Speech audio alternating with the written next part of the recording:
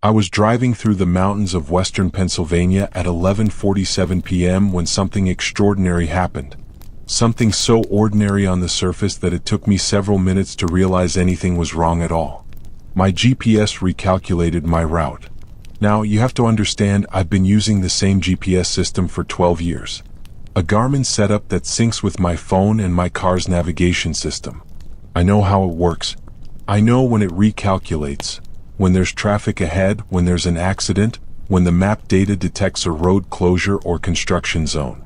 It always alerts me with a distinctive chime and announces the reason for the recalculation in a pleasant female voice. But this time there was no chime. There was no announcement. My phone just buzzed once, the map shifted, and suddenly the blue line that represented my intended route had curved dramatically around something. I was about 40 miles outside of Morgantown, driving through one of those stretches of highway where there's nothing but trees and darkness on both sides. I'd been making good time on Route 68, planning to push through to Columbus where I had a hotel reservation. The drive was supposed to be 8 hours. I'd already completed 6 of them, and I was starting to feel the weight of fatigue settling into my shoulders. When the GPS recalculated, it was suggesting I take a detour that would add approximately 37 minutes to my total trip time. According to the new route, I was supposed to take exit 127, which was coming up in about a mile, and drive east on a road that appeared to bypass something entirely. I didn't check what I was bypassing. I just assumed there was an accident or some kind of road maintenance. These things happen. The algorithm knew better than I did what was happening on the road ahead. But something about the recalculation nagged at me. I couldn't quite articulate why. It was just a feeling like the moment before you realize you've forgotten something important, when you know something is wrong but you can't quite identify what it is. Out of curiosity, I opened the detailed map view on my phone while driving, which is stupid and dangerous, but I was going 65 miles per hour on a basically empty highway and I was more curious than prudent. The map showed that my original route would have taken me directly through a town called Harrow Hill. I'd never heard of Harrow Hill, which wasn't unusual. Pennsylvania is full of small towns with names that barely appear on modern maps. But when I zoomed in on Harrow Hill, something strange happened. The town appeared to be completely lit. Not lit in the sense that there were street lights along its main road, which would be normal. The entire town, every building, every street, every structure, appeared to be illuminated in the map data. It showed up as a bright cluster of yellow and white pixels surrounded by darkness. And according to the map, it was directly on my route. I almost missed the exit because I was so focused on the phone. At the last second, I jerked the wheel and pulled onto the exit ramp for Route 127 East, which was the detour my GPS had suggested. As I merged onto the smaller road, I made a decision. I was going to find out what was happening in Harrow Hill. I was going to drive through the town and see what I was supposed to be avoiding. The detour would add almost 40 minutes to my drive, and I was tired enough that I could barely think straight. If there was an accident or some kind of problem, I wanted to know about it. So I pulled a 3-point turn in a deserted parking lot, went back to the on-ramp and merged back onto Route 68, heading directly toward Harrow Hill. The GPS didn't recalculate immediately. It took about 30 seconds before I heard the chime and got the announcement, recalculating route, proceeding on current road. That was odd. Usually when I deliberately ignored a GPS suggestion, it would give me a quick rerouting message. This sounded almost like the system was confused by my deliberate choice to ignore its advice. Return to the recommended route when possible, the GPS announced after another pause. It sounded almost pleading, which I knew was absurd because GPS systems don't have emotions. But there was something in the cadence of that electronic voice that seemed almost desperate. I ignored it and kept driving toward Harrow Hill. The road was empty. I hadn't seen another vehicle for the past hour, and now that I was on Route 68, committed to driving through whatever small town the GPS seemed so determined to avoid, there were even fewer signs of human life. The trees on both sides of the highway were dense and dark, closing in as if the road were being swallowed by forest. My phone buzzed again. Another GPS recalculation alert. This time, the system was suggesting a different detour entirely, One that would take me off Route 68 and onto what appeared to be a series of county roads that would wind through the mountains before eventually intersecting with Route 77 on the other side of the state. Recalculating, the GPS announced, "New route will add 48 minutes to your journey. Severe traffic alert ahead. Recommending alternate route." But there was no traffic ahead. The road was completely clear. I was literally the only car on it. The GPS was lying. Or rather, it was detecting something that I couldn't see. I drove faster, pushing the car up to 80 miles per hour despite the tiredness pulling at my eyelids. Harrow Hill couldn't be that far away now. If I was driving through a town that was so brightly lit, I should have been seeing some kind of light pollution in the sky ahead. But there was nothing. Just darkness and trees and the beam of my headlights cutting through the gloom. Another alert came through on my phone. This one wasn't from the GPS. It was a text message from an unknown number. "Don't go to Harrow Hill." I nearly drove off the road. I had to grip the steering wheel hard to keep the car from swerving into the other lane. My heart was hammering in my chest, and suddenly the fatigue that had been weighing on me lifted, replaced by a sharp clarity driven by adrenaline. Someone had texted me. An unknown number. A message that was somehow impossible because I hadn't given anyone my number who would know anything about my route or my destination or the fact that I was considering driving through Harrow Hill. My hands were shaking. I almost pulled over, but something about the empty darkness of the road made that seem like a bad idea. Better to keep moving. Better to keep the car moving forward. I called the number back. It rang 3 times and then went to a generic voicemail. The mailbox was full. Then another text came through. "The town is on at night. It's always on at night. Don't stop there." I tried calling again. Same result. Voicemail was full and the calls wouldn't go through. I was about 2 miles from the turnoff that would take me directly into Harrow Hill when I saw the first lights. At first, I thought it was just distant lightning or some kind of atmospheric phenomenon. But as I got closer, I realized what I was seeing. The sky ahead of the road was actually glowing. Not with the kind of diffuse ambient glow you get from a town's collective light pollution, but with an intense, almost surgical brightness that seemed to be coming from everywhere at once. The trees at the side of the road began to be illuminated as I drove. Not gradually as you'd expect when approaching a lit area. They seemed to flash into visibility like someone was turning on a light switch. One moment they were dark silhouettes. The next moment they were vivid and clear, every branch and needle sharply defined in the harsh glare. And then I saw the sign, "Welcome to Harrow Hill, population 4,847. The population number looked old, faded, like maybe it hadn't been updated in decades. But the sign itself was clean and well maintained. Everything I saw as I drove past it was clean and well maintained. Harrow Hill appeared to be a typical small Pennsylvania town. Main Street ran perpendicular to the highway, lined with shops and restaurants and civic buildings. There was a small downtown area with a gazebo in a central park. Beyond that, I could see residential streets with houses set back from the road, each one separated by neat lawns and white picket fences. But everything was lit. I don't think I can adequately describe how disturbing that was. In the middle of the night, at nearly midnight, in a town of less than 5,000 people, every single light was on. Every street light burned with brilliant white radiance. Every building was illuminated as brightly as if it were noon on a summer day. Every house had every light on, not just porch lights or exterior security lights, but interior lights shining through every window. The streets were completely empty. There were no cars parked along the curb. There were no people visible in any of the windows. There were no signs of life except for the lights themselves, burning endlessly in that small town in the middle of the night. I slowed the car and rolled down the window despite every instinct screaming at me to keep driving. The air that came into the car was strange. It was cold, much colder than it should have been in May, and it had a quality to it that I can only describe as wrong. It smelled like ozone and burned plastic and something else that I couldn't quite identify, something that made my hindbrain scream danger. I heard a sound too.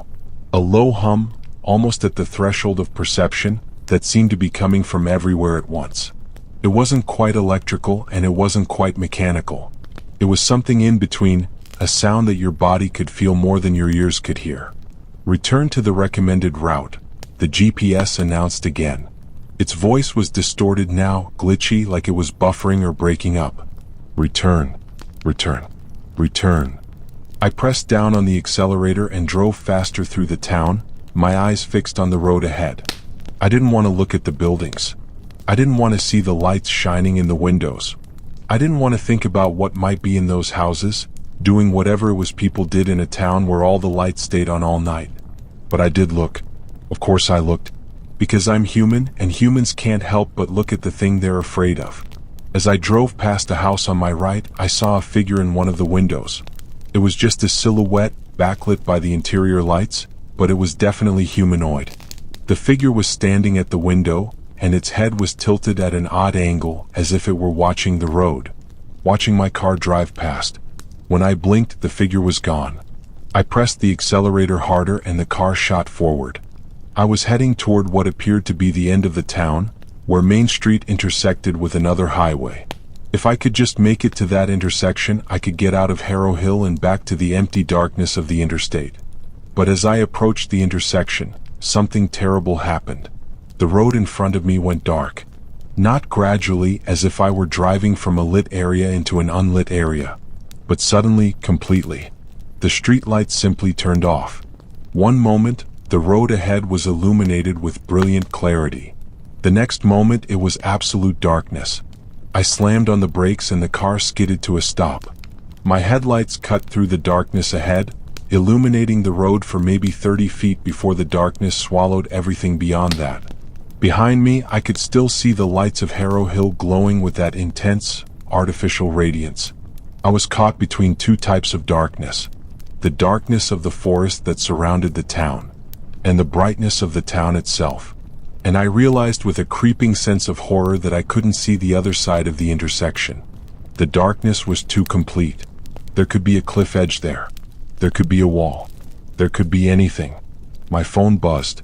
Another text from the unknown number. You have to go back through town. The way out is behind you. I didn't want to believe that. I didn't want to turn the car around and drive back through that brightly lit nightmare of a town. But the alternative was to sit here at the edge of darkness and hope that eventually something came along. And I had a feeling that nothing ever came along on the road past Harrow Hill. I had a feeling that Harrow Hill was specifically designed to be a dead end, and the road beyond it simply didn't exist in any meaningful sense. I put the car in reverse and slowly backed away from the darkness, my eyes fixed on the rearview mirror. The intensity of the lights in Harrow Hill was actually painful to look at. My eyes watered from the brightness. As I backed up, I became aware of movement in the town. Figures were appearing in the streets now, walking slowly from the buildings and moving toward the road. They were all walking in the same direction, all walking toward my car, moving with a deliberate, purposeful gait that was somehow more terrifying than if they'd been running or attacking. They looked human mostly. They had the right number of limbs and the right basic shape. But there was something wrong with the way they moved. Their heads tilted at odd angles. Their arms swung with jerky, mechanical motions. And they didn't seem to have faces. Or rather, they had where faces should be, but there was nothing there, just smooth, blank expanses of flesh. I spun the car around and drove forward into the town, away from the advancing figures. This was a mistake.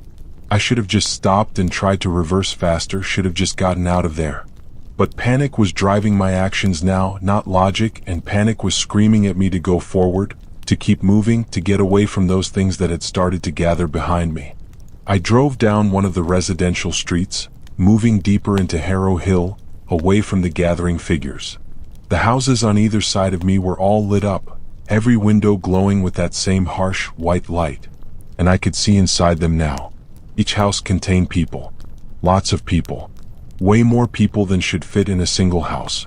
They were all standing still, facing the same direction, and as my car drove past, they all turned their heads in unison to watch me. None of them had faces. They were all just smooth blanks where faces should be. I took a random turn and found myself on another street, then another. The town seemed to expand as I drove through it, spiraling outward in a way that didn't match the map I'd seen on my phone. The streets seemed to curve back on themselves. The houses seemed to multiply. And everywhere, in every window, there were more of those faceless figures, all watching my car drive past, all moving their heads in synchronization as I moved. The GPS was making sounds now. Not words, just electronic squealing and distortion, like the system was breaking down or being deliberately jammed. The radio in the car had also started to malfunction, broadcasting nothing but static on every frequency. I don't know how long I drove through Harrow Hill. It could have been 5 minutes or 50. Time seemed to have become elastic, stretched out, unable to be measured in the normal way. But eventually, I found myself back on the main road, heading toward the edge of town that I'd approached when I first realized I couldn't get out. The darkness ahead was still there, still complete, still absolute. But now I could see something in it. Movement, shapes, things that were large and undefined, moving in the darkness beyond the reach of Harrow Hill's lights. I made a decision that probably sounds insane, but it was the only decision I could make given the circumstances. I put the car in drive, pointed it directly at the darkness, and pressed the accelerator all the way down. The car shot forward, out of the light and into the black. For a moment, I was completely blind. My headlights seemed to make no difference in the absolute darkness. I couldn't see anything. I could only drive forward and hope that the road existed, that the cliff edge wasn't real, that I wouldn't crash into something solid. And then, suddenly, I was through. My car burst out of the darkness and back into the normal world. The trees were suddenly visible again. The road was suddenly clear. And in my rearview mirror, I could see the lights of Harrow Hill receding into the distance. But they were receding much faster than my speed should have allowed them to. They were disappearing as if they were being erased from existence. I watched in the mirror as the lights got smaller and smaller, until they were just a glow on the horizon, and then even that was gone. Harrow Hill vanished completely, and I was alone again on Route 68, driving through empty darkness at 1 in the morning. I drove for hours without stopping. I drove until the sun came up and the darkness was banished, and I was pretty sure that Harrow Hill couldn't possibly exist in daylight. I drove until I reached Columbus and pulled into my hotel and sat on the edge of the bed for 3 hours straight, unable to move, unable to process what had happened. The next morning, I tried to navigate back to Harrow Hill. I pulled up the GPS and traced the route I'd taken the night before. But when I tried to navigate to Harrow Hill specifically, the GPS simply refused to acknowledge that the town existed. It showed the highway passing through empty space where the town should have been. It offered me no way to navigate there. I tried looking up Harrow Hill on the internet. The search results were strange. There was a Wikipedia entry, but it was mostly blank except for a few scattered facts. Harrow Hill is a town in western Pennsylvania. Population unknown. Founded in 1987. No further information available. The town had been founded in 1987, which meant it had been in existence for roughly 35 years. But it didn't appear on any current maps. No news articles mentioned it. No social media accounts seemed to be associated with it. It was as if the town existed in a kind of informational dead zone. I tried to explain what had happened to the hotel concierge, but as I was describing it, I realized how insane I sounded. A town that's completely lit at night. Faceless people in the buildings. Roads that disappear into absolute darkness. I could see the disbelief in her eyes before I even finished the story. "You probably just fell asleep at the wheel," she suggested kindly. "Drove through some kind of hallucination or dream state." Maybe she was right. Maybe my exhausted brain had simply invented the entire experience. But I knew that wasn't what happened. I knew because my phone still had the text messages from the unknown number. I knew because I could still smell the ozone from the air that had come through my car window. I knew because there were marks on my steering wheel from how hard I'd been gripping it. It had been real. Over the next few weeks, I became obsessed with Harrow Hill. I drove back to the area multiple times, trying to find the town again. I drove Route 68 during the day, looking for any sign that Harrow Hill existed. I drove it at night, hoping that the lights would appear again. But I could never find it. The GPS would recalculate and route me around the location where Harrow Hill should have been, but there was nothing there. Just empty forest and the normal darkness of rural Pennsylvania. I tried to find information about other people who might have experienced Harrow Hill. I spent hours on Reddit and other forums, looking for stories from other drivers, other people who had seen the lights and the faceless figures. I found nothing. There were no other accounts, no other witnesses, but I did find something else. In an obscure online archive of old road maps from the 1980s and 1990s, I found a reference to a town called Harrow Hill in the area where I'd seen it. According to the old maps, the town had existed in the late 1980s and early 1990s, but it had been marked with a red asterisk that indicated no longer in operation or something similar. Below the map there was a footnote. It was barely legible, the text was so small and faded, but I was able to make out enough to understand the gist of it. Harrow Hill was established as an experimental community in 1987 as part of a government research initiative to study isolated population dynamics and behavioral patterns. The experiment was terminated in 1993 due to unknown complications. The town was then sealed and quarantined. No further information available. Sealed and quarantined. Those were the words that stuck with me. I became obsessed with finding out more. I submitted FOIA requests to various government agencies. I called local historical societies. I tried to contact old newspaper archives from the area. And slowly, very slowly, I started to piece together what had happened in Harrow Hill. It seemed that in 1987, some kind of government agency, the specific agency was redacted from every document I found, had established an experimental community in western Pennsylvania. The purpose of the experiment was never clearly stated, but the documents hinted at it being some kind of sociological or psychological study. The town had been populated with volunteers and had functioned relatively normally for about 5 years. Then, in 1992, something had gone wrong. The documentation became scarce around that time, but there were hints in the records. References to anomalous behavioral patterns, and loss of individual identity markers, and complete failure of the experimental parameters. There were mentions of the need for containment measures and quarantine protocols. In 1993, the experiment was officially terminated. The town was sealed. And apparently, everyone involved was bound by some kind of non-disclosure agreement that had effectively erased any public knowledge of what happened. But the town never actually closed, according to what I pieced together.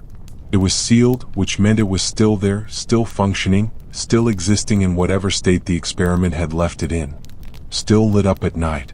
Still full of people who had lost their faces, their identities, their humanity, somewhere in the process of being experimented on. I've thought a lot about my options since then. I could try to report what I've learned to someone. But to whom? The agency that created the town is unknown. The people involved are likely either dead or sworn to secrecy. And I have no proof of anything except for vague historical documents and the memory of a night that might have been a hallucination. I could try to contact the town somehow, but I don't know how. The people in Harrow Hill don't seem to have any way of communicating with the outside world except through mysterious text messages sent to drivers. Maybe they're trying to warn people. Maybe they're trying to recruit people. Maybe they're trying to do both. The worst part is that I've started to wonder if the experiment actually failed. What if it was successful? What if the goal wasn't to maintain individual identity, but to erase it? What if the government agency that created Harrow Hill was working toward exactly the state the town ended up in? A place where individual identity ceases to exist and people become part of some kind of collective consciousness. If that was the goal, then Harrow Hill wasn't a failure. It was a success. And now I'm afraid that the experiment isn't over. Now I'm afraid that Harrow Hill is still operating, still extending its reach, still trying to incorporate new subjects into its collective. Because I've started to notice something strange about myself since that night. Sometimes when I'm driving at night, my GPS will recalculate. Not because there's traffic or construction, but because it's detected some kind of route hazard. And it will suggest that I divert around a particular area. And I always ignore it, and I always end up driving through the area anyway. But more frequently now, I'm noticing that I can't quite remember what those areas look like. My memory of driving through them is vague, dreamlike, as if I'm remembering something that happened years ago instead of days or weeks ago. And sometimes I'll catch my reflection in a mirror or a window, and for just a moment, I'm not entirely sure what I'm looking at. For just a moment, the features of my face seem unclear, as if they're starting to fade or blur. I've started driving less at night. I try to avoid highways that pass near areas my GPS wants me to avoid, but I can feel something pulling at me. Some kind of awareness that Harrow Hill is still out there, still lit, still waiting, still trying to make room for me in its collective. And the worst part is that I'm not sure I want to resist anymore. I'm tired. I'm tired of being a singular person, tired of carrying the weight of individuality, tired of the loneliness that comes with having a separate, defined consciousness. The thought of surrendering that, of becoming part of something larger, of having my face dissolve into a smooth, blank expanse and joining with the other people in Harrow Hill, it's starting to sound less like a horror and more like a relief. Last week, I received another text message from an unknown number. It simply said, "The way back is open now. The route is being recalculated. You should be able to find us this time. Come home." And I've been looking at my GPS all week. I've been watching for the recalculation that will take me back to Harrow Hill. And part of me, a part that's growing stronger every day, is hoping that it will happen.